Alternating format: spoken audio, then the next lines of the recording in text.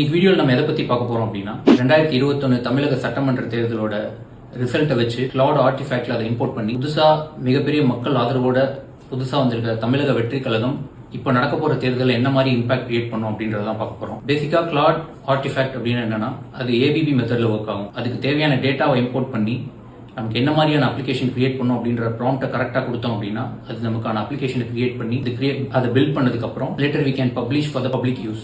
So அந்த மாதிரி election கமிஷனோட official வெப்சைட்ல 2021 எலெக்ஷனோட ரிசல்ட்டை எடுத்து நம்ம கிளவுட் ஆர்டிஃபேக்ட் இம்போர்ட் பண்ணி பப்ளிஷ் பண்ண ரிசல்ட் தான் இது. ஸோ இந்த ரிசல்ட் என்ன சொல்லுது அப்படின்னா விஜயால 126 சீட் ஜெயிக்க முடியும் அப்படின்னு சொல்லுது. இது எதை பேஸ் பண்ணி சொல்லுது அப்படின்னா Coimbatore south and then T Nagar இந்த மாதிரியான தொகுதிகள்லாம் கடந்த தேர்தலில் 10,000க்கும் கீழே தான் வாக்கு வித்தியாசம் இருந்திருக்கு வெற்றி பெற்றவர்களுக்கும் தோத்தவங்களுக்கும்.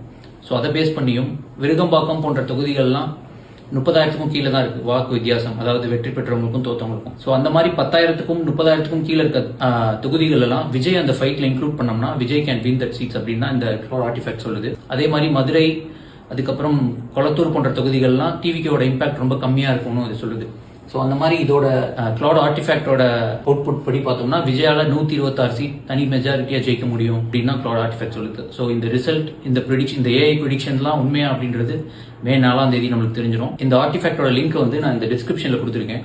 இந்த லிங்கை யூஸ் பண்ணி உங்களோட தொகுதியில டிவிக்கோட இம்பாக்ட் எப்படி இருக்கும் அப்படின்றத போட்டு தெரிஞ்சுக்கோங்க.